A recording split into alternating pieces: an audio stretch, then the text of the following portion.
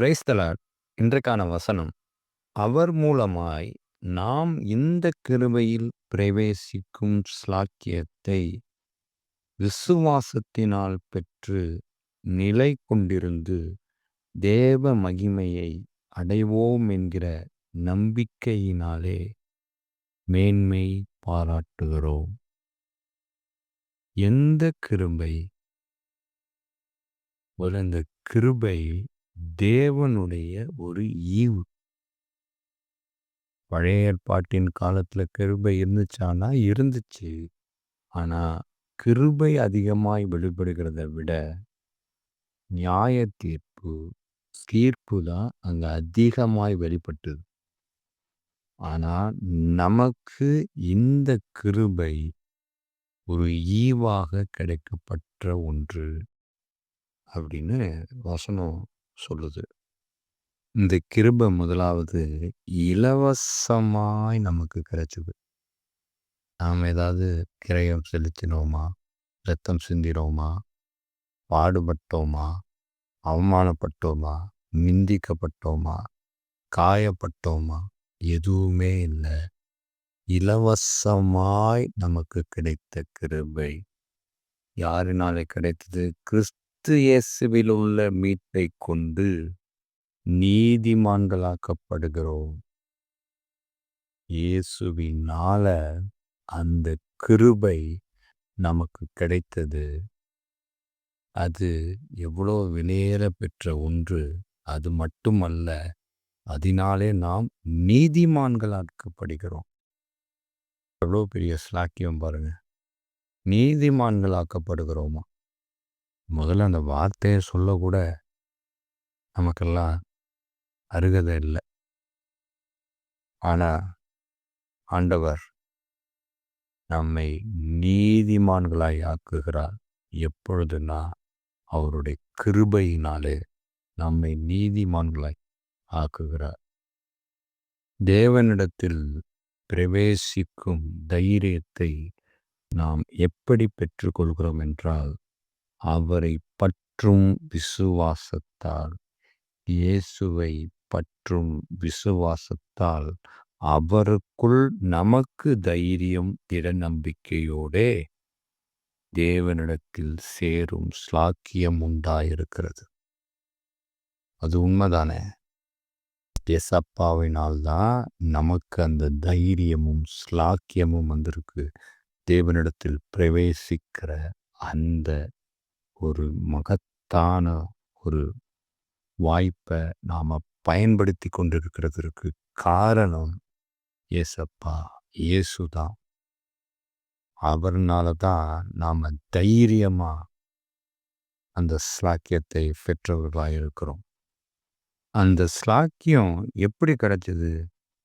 சும்மா கிடைச்சிருச்சா அப்படின்னா இல்லை. எப்படி கிடைச்சதுன்னா, இயேசுவானவர் தமது மாம்சமாகிய திரையின் வழியாய் புதிதும் ஜீவனுமான மார்க்கத்தை நமக்கு உண்டு பண்ணினபடியால். அதனால தான் அந்த ஸ்லாக்கியம் கிடைச்சது. என்ன மாம்ச திரையின் வழியாக?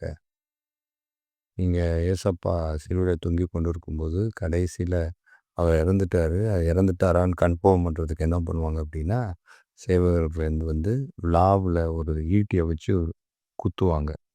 அப்போ கடைசியாக அந்த ரத்தமும் தண்ணீரும் வெளியே வந்ததுன்னு பார்ப்போம். அது ஆவிக்குரிய அர்த்தம் என்ன அப்படின்னா, அந்த மாம்சத்திரையின் வழியாக புறஜாதியாரிய நமக்கு இந்த ஸ்லாக்கியம் கிடைத்தது. எப்படி கிடைத்தது அப்படின்னா, பழைய ஏற்பாட்டின் காலத்தில் பிரதான ஆசாரியன் மாத்திரம்தான் மகா பரிசுத்த ஸ்தலத்துக்குள்ளே போக முடியும். அதுவும் வருஷத்துக்கு ஒரு தடவை தான் போக முடியும். வேற யாரும் மகா பரிசுத்த ஸ்தலத்துக்குள்ளே போக முடியாது. அதற்கு மாறாகத்தான் ஆண்டவர் பாடுபட்டு சிலுவையில் தொங்கி கொண்டிருக்கும்போது திரைசீலை மேலாக கீழ் வரைக்கும் தொடங்கி 2ஆக கிழிந்தது. அப்போ அந்த தடையை ஆண்டவர் விலக்கி போட்டார்.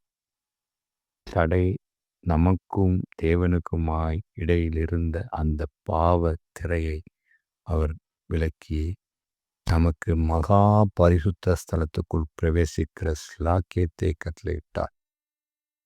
அதற்கு முன்பாக நமக்கும் தேவனுக்கும் இடையில இந்த பாவம் என்கிற திரைசீலை தடையாய் இருந்தது. அதனால மகா பரிசுத்த ஸ்தலத்துக்குள்ள பிரவேசிக்க முடியல. அதாவது தேவ பிரசன்னத்துக்குள்ள நம்மளால போக முடியல. ஏன்னா அங்க கிருபை வெளிப்படலை, இயேசு வரல, இயேசு என்கிற மாம்ச திரை கிழிக்கப்படலை. அதனால அந்த தடை இருந்து கொண்டே இருந்துச்சு. நீங்கள் பழைய ஏற்பாட்டின் காலத்துலலாம் பார்த்தீங்கன்னா அதிகமாக பேசுறது, உரையாடுறதெல்லாம் பார்த்தீங்கன்னா தேவ மனிதர்கள் தான் ஆண்டவரிடத்துல பேசுவாங்க. மக்களிடத்துல அவங்க தான் சொல்லுவாங்க. அவங்க ஒரு மீடியேட்டராக இருப்பாங்க. அந்த மீடியேட்டர் விஷயத்தையே தகர்த்தெறிந்து போட்டார். அதுதான் அந்த ஸ்லாக்கியம். அந்த ஸ்லாக்கியத்தினால தான் நம்ம தைரியத்துடன் தேவ சந்நிதியில் பிரவேசிக்கிறதற்கு ஆயத்தமாகி கொண்டிருக்கிறோம். இந்த மகிமை எப்படிப்பட்டதுன்னா, இப்போ நம்ம படுற பாடுகளுக்கு அது ஏற்புடையதல்ல, சமமானதல்ல. நம்ம எவ்வளோ பாடுகளை படலாம், வேதனைகளுக்குள்ளே இருக்கலாம். ஆனால் அதுக்கெல்லாம் அந்த மகிமை சமமானதல்ல. அது மேன்மையானது, உயர்ந்தது, மேலானது. அது புறஜாதிகளுக்குள்ளே விளங்கிய எந்த இரகசியத்தில் உள்ள மகிமையின் ஐஸ்வர்யம் இன்னதென்று தேவன் தம்முடைய பரிசுத்தவான்களுக்கு தெரியப்படுத்த சித்தமானார். இயேசு கிறிஸ்துவானவர் மகிமையின் நம்பிக்கையாக உங்களுக்குள் இருப்பதே அந்த ரகசியம். இந்த மகிமை என்ன தெரியுமா? ஏசப்பா தான். ஏசப்பா நம்ம எந்த அளவு நம்ம இருதயத்தில் பற்றி பிடித்து கொண்டிருக்கிறோமோ அந்த அளவுக்கு நம்ம அந்த மகிமையின் மேல் நம்பிக்கை வைத்திருக்கிறோம் என்பது அர்த்தம். அவரே தேவனால் நமக்கு ஞானமும் நீதியும் பரிசுத்தமும் மீட்புமானார். வேற யாரும் கிடையாது. இயேசுதான் நமக்கு ஞானம், இயேசுதான் நமக்கு நீதி, இயேசுதான் நமக்கு பரிசுத்தம், இயேசுதான் நமக்கு மீட்பு. நம்ம தமது நித்திய மகிமைக்கு அழைத்தவராய் இருக்கிற சகல கிருபையும் பொருந்திய தேவன்தாமே கொஞ்ச காலம் பாட அனுபவிக்கிற உங்களை சீர்படுத்தி, ஸ்திரப்படுத்தி, பலப்படுத்தி நிலை நிறுத்துவா. அது யாருதான்? இயேசுதான் செய்வார். அவரால் மாத்திரம்தான் செய்ய முடியும்.